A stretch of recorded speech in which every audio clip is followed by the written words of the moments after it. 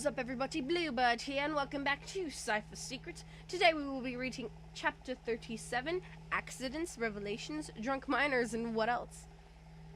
That is literally the name of this chapter. Sorry for the last episode. I was using the wrong microphone, and the cropping was weird, and I was like, oh no, everything went wrong.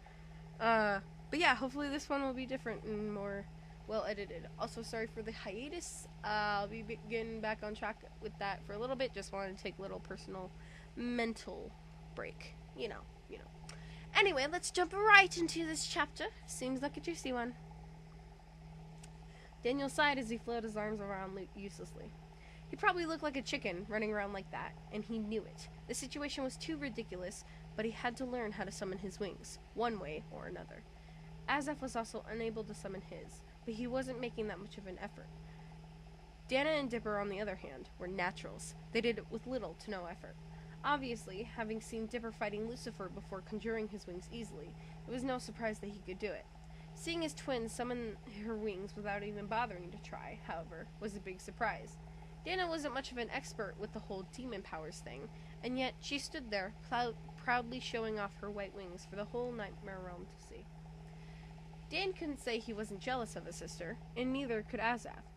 He was a little less frustrated, though, as he simply sat on the floor and patiently watched Daniel squirming, as they were now in the room in which he had the battle with Archimicarus. He had to admit it was kind of cute.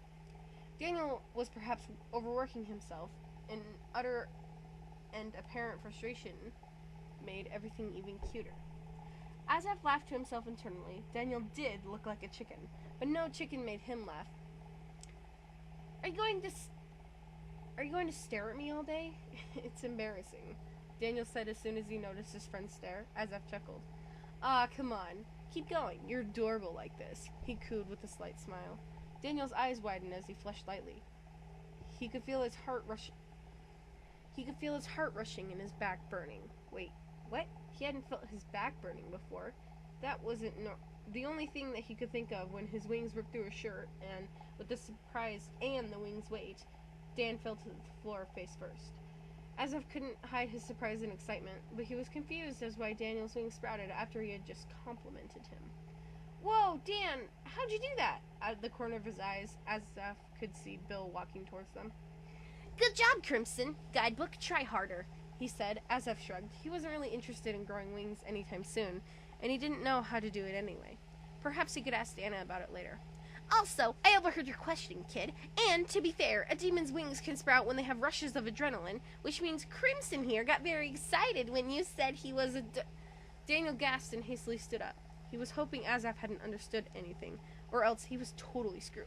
Bill, shut your face! He yelled, with his face red from both having it smashed against the floor in utter embarrassment. Bill laughed soundfully. Whatever you say, but hear my words, Crimson.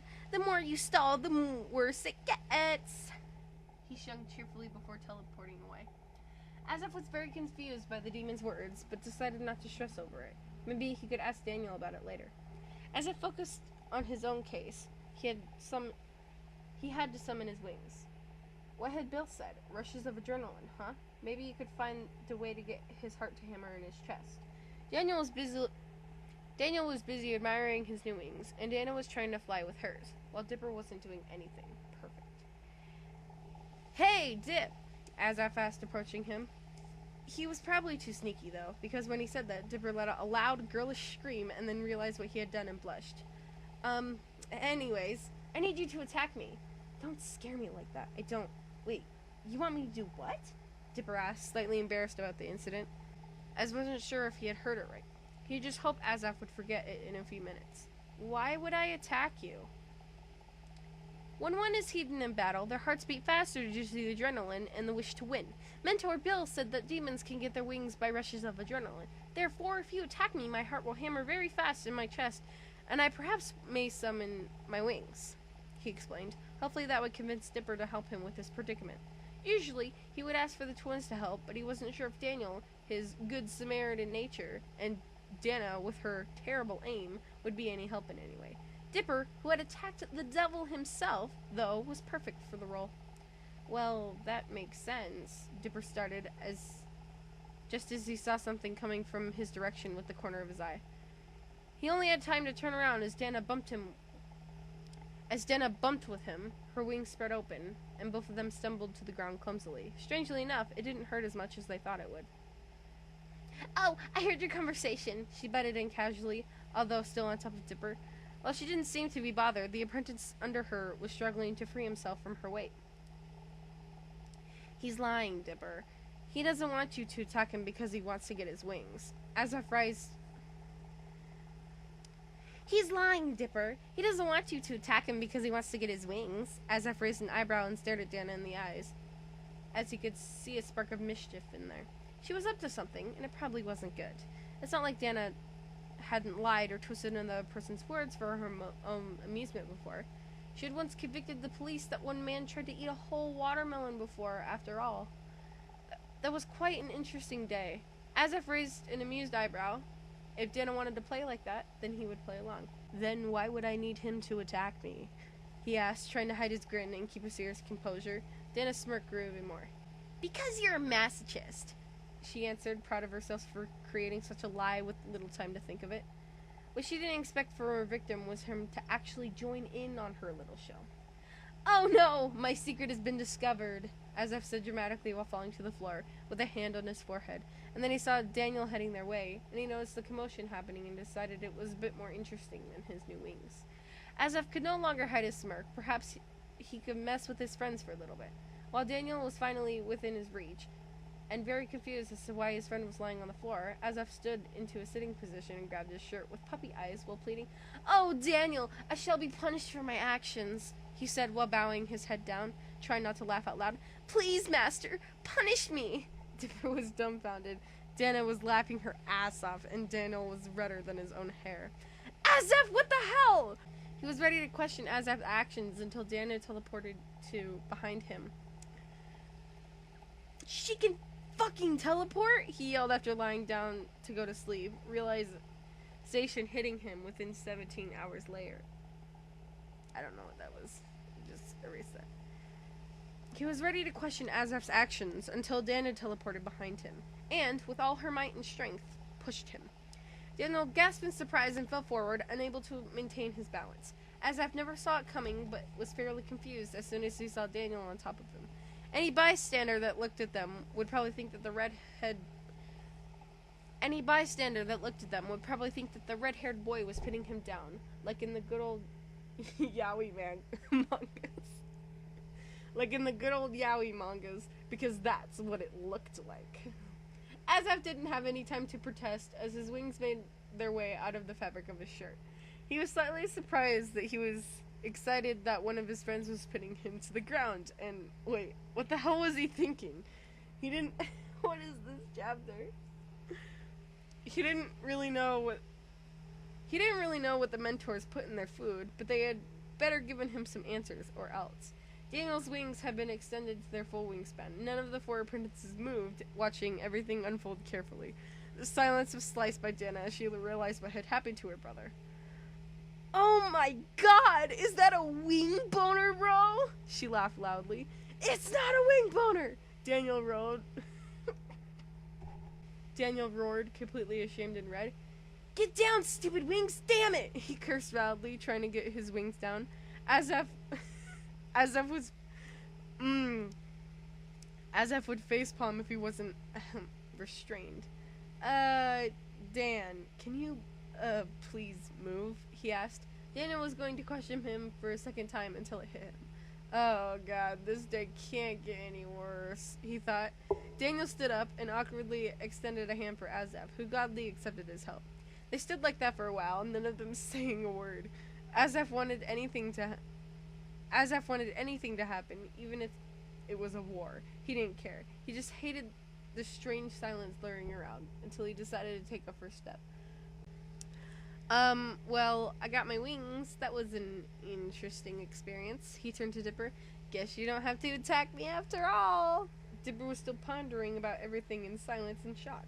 He didn't know what he was watching, or what he had just gone through, but it had been the weirdest experience of his life so far. "I don't know what to say," he muttered, although everyone heard. "Well, me neither." Daniel shrugged. I'm the only one I'm the only one who should be complaining. My sister just tackled me against Azaf, and he called me master. I hope this is a dream. He whispered the last part. Dina smirked as she teleported to his side, once again causing him to shriek in surprise. He didn't remember when she could move so fast. Daniel was never a sports girl. She hated all sports, to be fair, except for dodgeball, because she had a chance to hit people in the face with balls. A dream you don't want to wake up from, she completed with a giggle. Daniel shot her the most murderous glare, eyes literally flaring red. Shut your face, Dana! Oof! Okay, Jesus Christ, chapter's almost over. Oh my lord! Bill. Kinnesi walked up to his brother. Ever since breakfast, their apprentices have been acting rather strange. Not the normal strange, but the strange. What did you put in their drinks? Bill shot him an offended glare, but he was smirking inside, and Kinnesi could see that.